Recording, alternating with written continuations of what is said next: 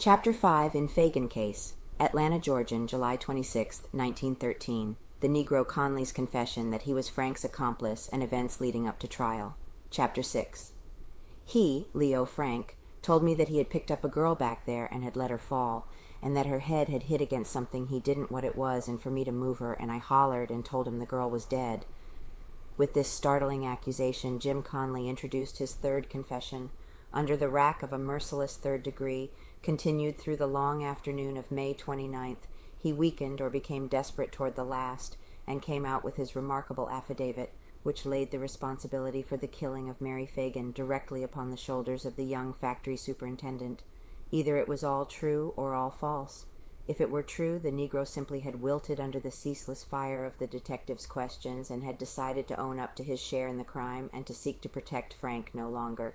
If it were false, Conley, driven to bay, had, as a forlorn hope of saving his own neck, concocted the marvelous tale to thrust the suspicion of guilt upon the innocent Frank. Defense attacks confession. The latter is the theory of Frank's lawyers, and they will advance it and bring evidence to support it and argue in its favor with all the ability at their command when the trial set for next Monday is underway. Why, when the Negro admittedly has told a long series of falsehoods and has perjured himself repeatedly since his arrest, should this last weird tale of his be taken as the gospel truth? Is the question they ask, and apparently with some degree of reason.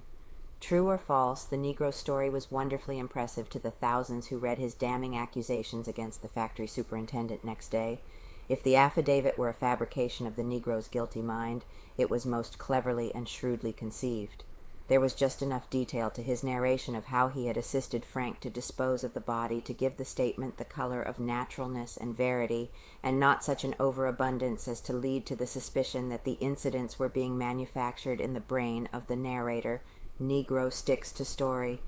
If Conley's story of the alleged part he had in the killing of the little factory girl was dramatic, his reenactment next day in the old factory building of every detail of his astounding story was infinitely more so.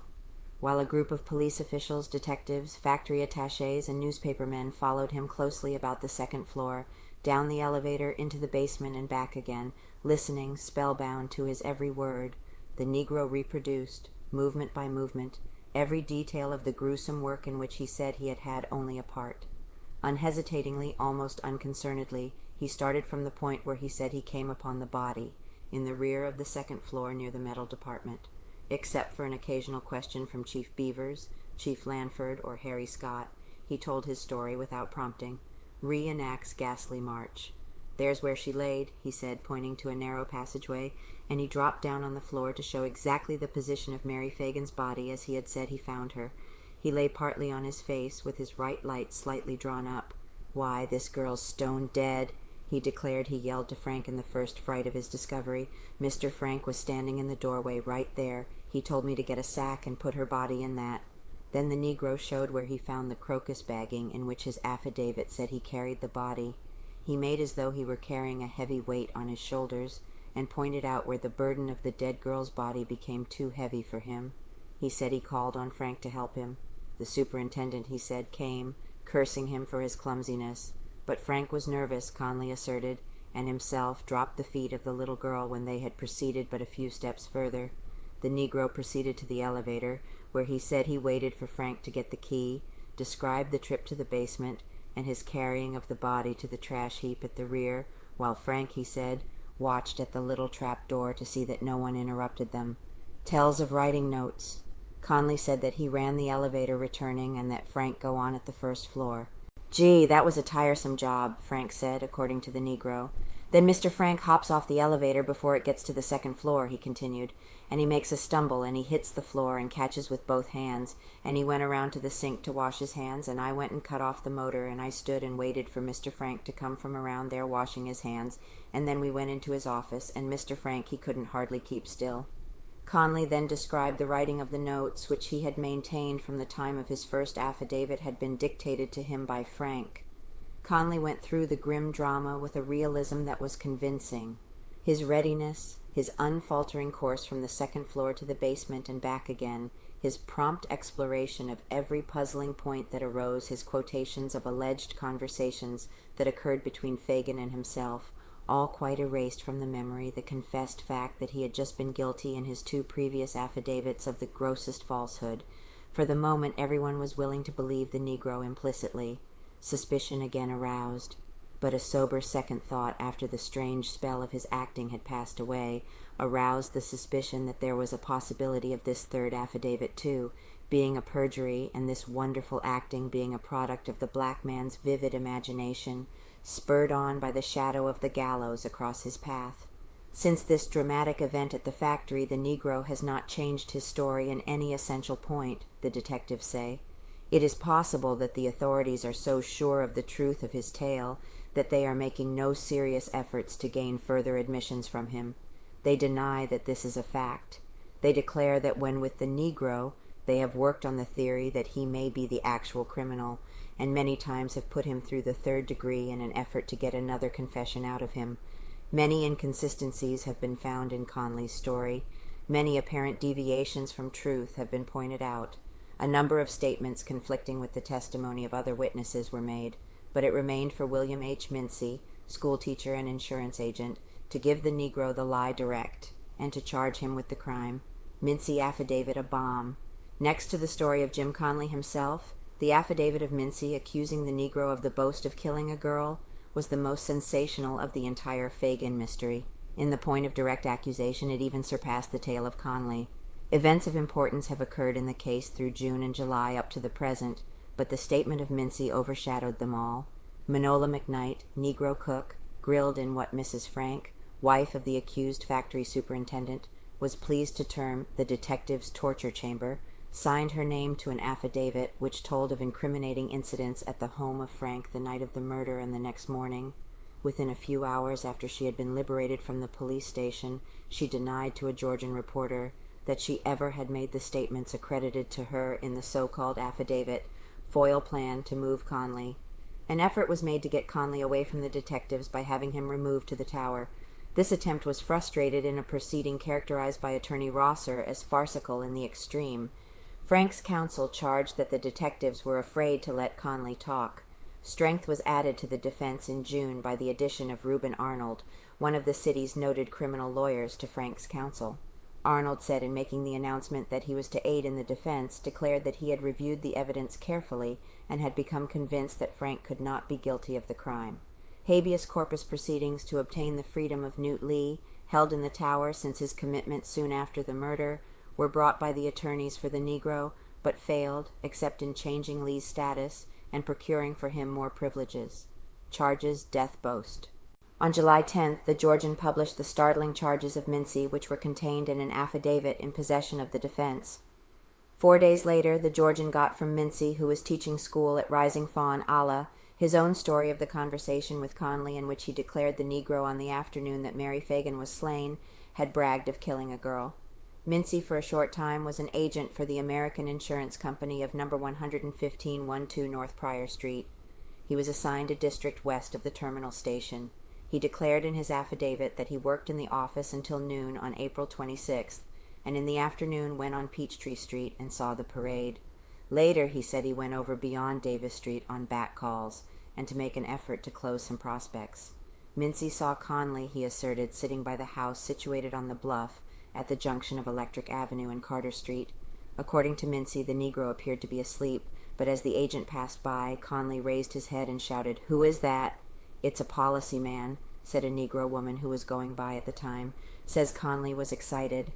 "I stopped and got into a conversation with the Negro about insurance," said Mincy in his formal statement to the Georgian. "He told me his name was Jim Conley. He told me that he lived at No. 172 Road Street. I saw there was something wrong with him. He was nervous and excited and tried to put me off by telling me to come to No. 172 Road Street next week and he would take insurance. He told me he was in trouble. I asked him if they had him in the jail or stockade. He said no, but that he was expecting to be in jail and that right away. I asked him what for. He said, 'Murder. I killed a girl today.' I started down toward him. He said, 'I tell you not to come down here.' When he saw that I was coming anyway, he jumped up, and as he went around the corner of the house, he said, 'I have killed one today, and I didn't want to kill another.' Believed it, idle brag." Mincy went on to relate that he had not attached much importance to the incident at the time, thinking that the Negro was boasting of some Negro scrape in which he had been involved. When he read the papers the next Monday, however, he was struck with the conviction that Conley was the man who committed the murder. He said that he went to the factory the next day, but that everything was so confused and chaotic that no one would listen to his story, and he was almost chased out of the building along with a score of others who were offering the detectives and factory officials suggestions and clues. Before he left, he gained the ear of E.F. Holloway, day watchman, but Holloway told him that there were no Negroes about the building before 4 o'clock, so far as he knew, and Mincy departed. When Conley came out with his admission that he not only was in the factory the day of the crime, but that he was skulking in the shadows of the first floor when Mary Phagan and others entered the building, the tale of Mincy took on new importance. He was taken to the office of Attorney Rosser, and there his statement was transcribed. Story causes turmoil. The publication of his accusations created great excitement in detective circles. Harry Scott, Pinkerton detective, rushed to the police station where he made the declaration that Mincy never told them a story of that sort when he came there to identify Conley.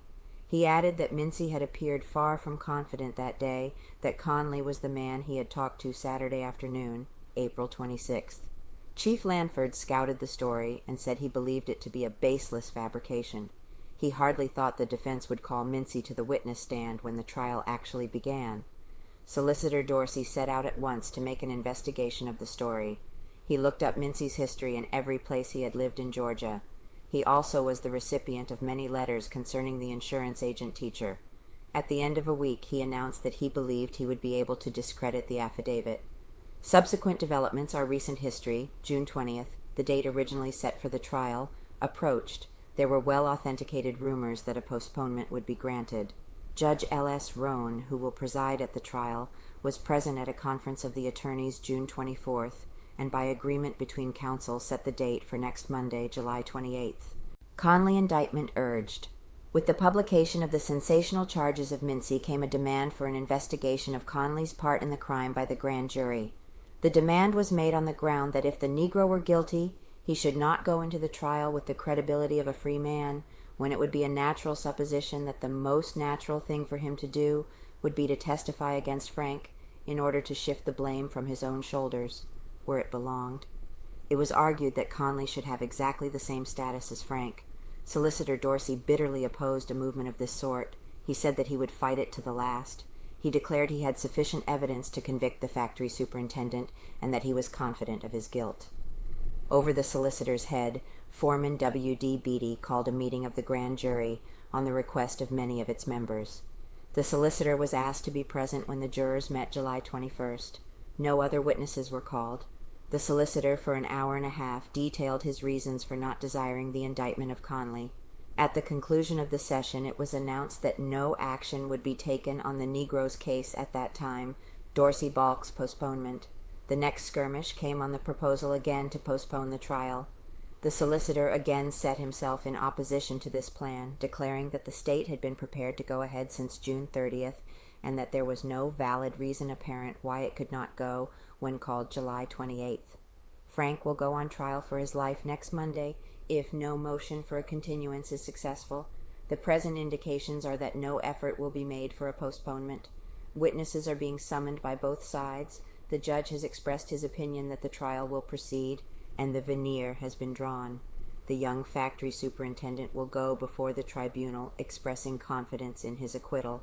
Through the 3 months that he has been imprisoned in a cell at the Tower, his optimism never has left him for a moment. He is one of the most remarkable prisoners ever in the county jail. He has been assured and confident. He has talked little of the crime, even among his friends. He has read the papers and magazines closely. When he has been visited by his wife and other relatives, the conversation invariably has been on cheerful subjects. He has refused to be drawn into a discussion of the mystery with the reporters. The guilty man should hang. The remark he made when told of Conley's third confession is practically his sole comment on Atlanta's greatest murder mystery.